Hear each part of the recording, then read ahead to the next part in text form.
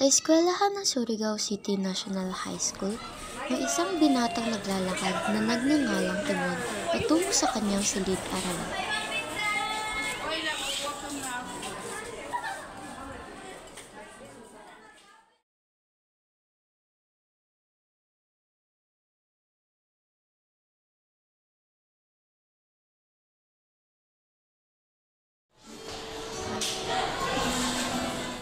Maya-maya, may dalagitang nakasisilaw ang ganda ang pumasok sa kanilang classroom at lahat ng mga estudyante ay napatingin dito.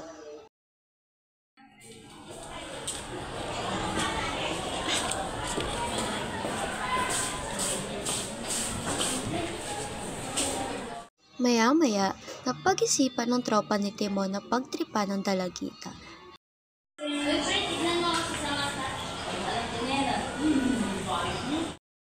Pati pagtripan mo siya, pre. Nice idea tol. Oo na, wala na yung sumata. Yan lang naman pala eh. Sige ba? Yan mga kalay. Ano ba? Di mo ba ako pipigilan?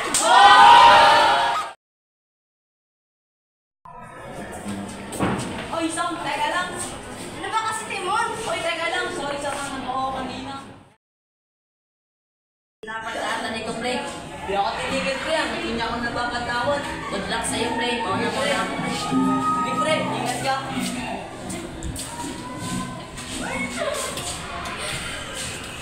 Sinabi ng tropa ni Timon na wala na siyang pag-asa dito. Ngunit, hindi sumusuko si Timon at ito'y napakamot na lamang sa ulo dahil hindi na niya alam ang kanyang gagawin. Kinabukasan, pinuntahan ni Timon si Samantha sa kanilang tahanan dahil ito'y may ipagtatapat kay Samantha. Sam! Magandang hapon po. Nasaan mo yung Samantha? Si Samantha ba? Nandun sa kwarto niya. Pwede ako makipasok? Sam! May bisita ka! Halika dito. Pasok ka.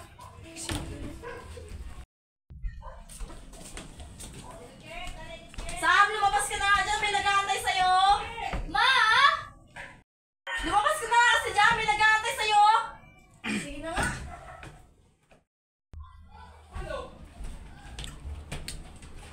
Maiwan ko muna kayong dalawa dyan, ha? Sige po, tita. Sige. Ano kasi, Sam? May aaminin ako sa'yo. Ano ba kasi yun? Gusto kita. Ano? Umalis ka na nga. Pero... I said go. Okay, sige. Aalis na nga.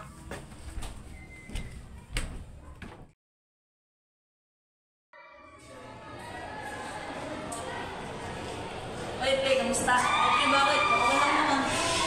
Sinabi mo na ba, pre? Oo, pre, sinabi ko na. Pag may sabihin na bastid ka. Yun nga, pre, nabastid nga ako. Uy, sakit mo. Yun, pre. Walang, pre.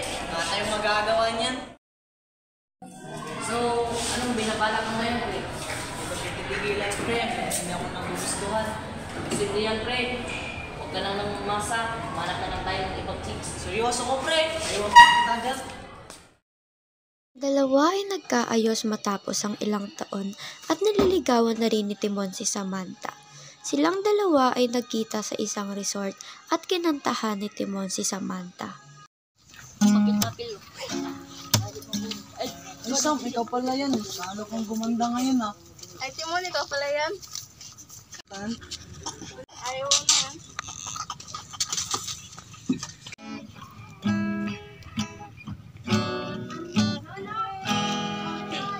Ay, uy, Sam, uwi na pala ako. Ingat ka sa pag-uwi, ha? Bye-bye.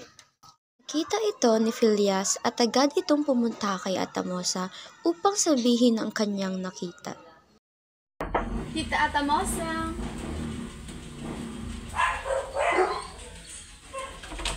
Oh, Miss Iha, come in. Thank you. Ano pa ito? Wala lang, tita. Hindi sasabihin ka ba importante? Opo. Sabihin ka ba? Yes, tita. I found out Timon courting on Samantha. What? Alam niya naman na hindi ko gusto yung babae na yon. Pero hindi siya nakikinig sa akin. Let's call your mother. Hello, Miss Lauren. Sal, what is it? Can you come over here? I have something to tell you. Okay, I'm coming right away. Sile. Sile?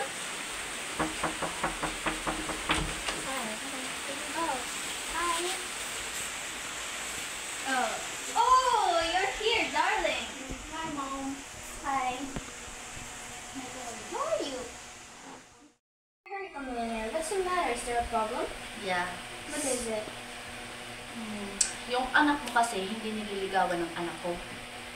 I knew it from the start. Your son never even look at my daughter. Pero hindi ko gusto na sa iba magpakasal yung anak ko. Gusto ko Just sa let anak it be. mo. Just let it be. You know you're putting my daughter in trouble. May plano kami. Alam Oh, namin what kung is anong it? gagawin namin.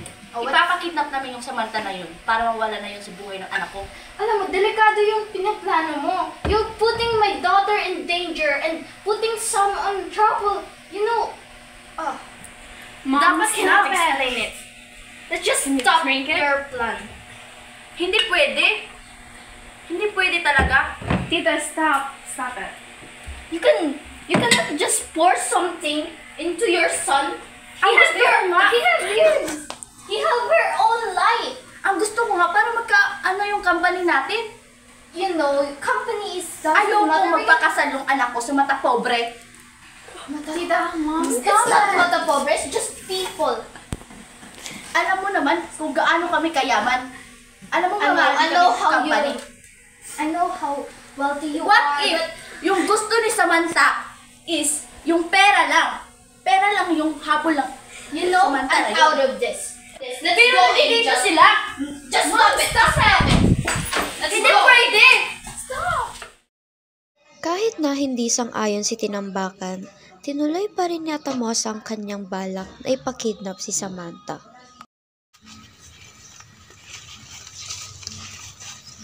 Sige, andyan na ang target natin. Tara, sundan natin.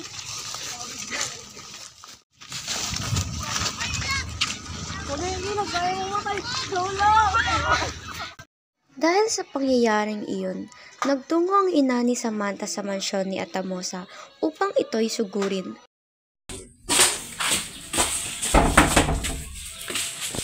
Sai, lumabas ka! Pakahayop mong tao ka! What the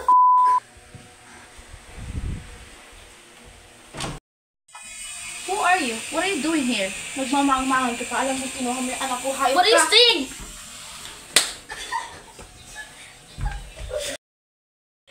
Hayop ka, ilabas mo yung anak mo! Stop! Umalis ka dito. Huwag kang mangialam. Tingnan mo kay bunganga mo! Ang bastos mo nga sa anak mo! Ha? Tumigil na nga kayo!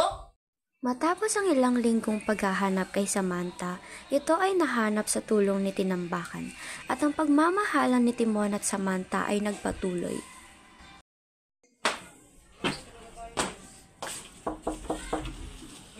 Isang, ikaw pala yan. Halika, pasok ka. Isang, anong pala sadya mo dito? Ay, wala lang kasi wala akong maging sa bahay. Ay, alam mo ba? Balang araw, magpapakasalan din kita. Ay, uy. Oh, Si Tinambakan at ang kanyang anak na si Phileas ay nagtungo sa Australia upang manirahan at upang mamuhay ng payapa. Si Atamosa at ang dalawang kidnapper na kanyang inutusan ay nakasuhan ng Republic Act 1084. Nang makalaya si Atamosa, siya ay nagbagong buhay na at nagpa siyang pumunta sa Canada upang asikasuhin ang kanilang kumpanya. Hello, Charles, my son. I am really sorry for putting Samantha in trouble. Sana maging masaya kayong dalawa habang buhay. Son, I know that after all these years, lagi akong toto sa inyong dalawa ni Samantha. Pero na-realize ko kung gaano mo kamahal si Samantha. Kung gaano mo sinacrifice yung sarili para makuha si Samantha. Nakita ko lahat ng ginawa mo, anak. Alam kong naging stricto ako sa iyo. Simula pagkabata mo, dahil ayaw kong mawala kita sa tabi ko, anak. Subalit ngayon, hahayaan ko na kayo ni Samantha na magmahalan ng payapa at masaya. Sana hindi ka magsisi sa iyong mga desisyon sa buhay, anak. And I am going to Canada because I need to manage our company to improve. And Samantha, I'm sorry. And sa ina mo, I'm sorry too.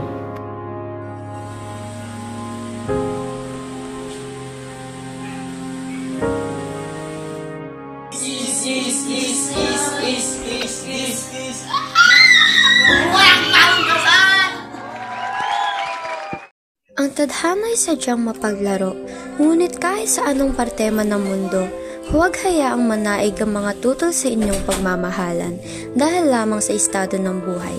Tulad ng gitara, hayaan niyong kalabitin ng rondalya na marinig niyo ang himig ng pintig ng inyong puso para sa isa't isa. Kung mahal mo ang tao, handa kang sumugal sa anumang hamon ng ibato ng mundo. Itanong mo sa akin kung sino aking mahal.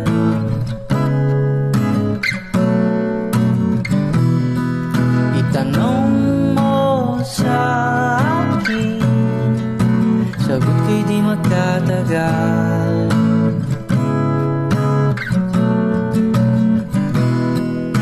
Ikaw lang ang aking mahal, ang pag-ibig mo ay aking kailangan. Pag-ibig na walang hangganan, ang aking tunay na nararamdaman. What if ang dito? What if ang iba na siya? What if ang iba na siya? What if ang iba na siya? Isang piling ka dun. Isang piling ka dun. Isang piling ka dun. Sam? Samantha? Magandang hapon po. Samantha? Magandang hapon po. Saan mo si Samantha?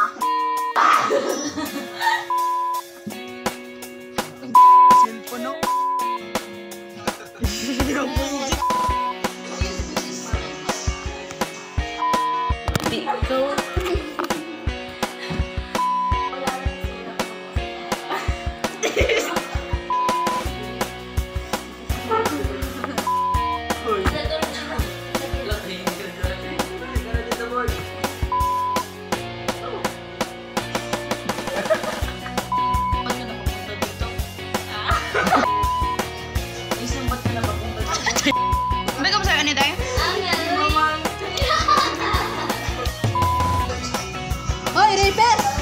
Halo.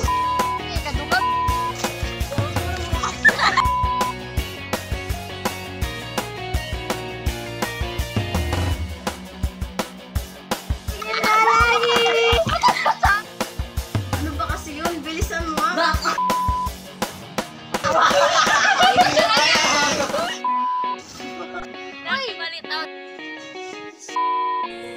Ay, Diyos ko! Oktubre! Ala! Tita Samantha. Ay,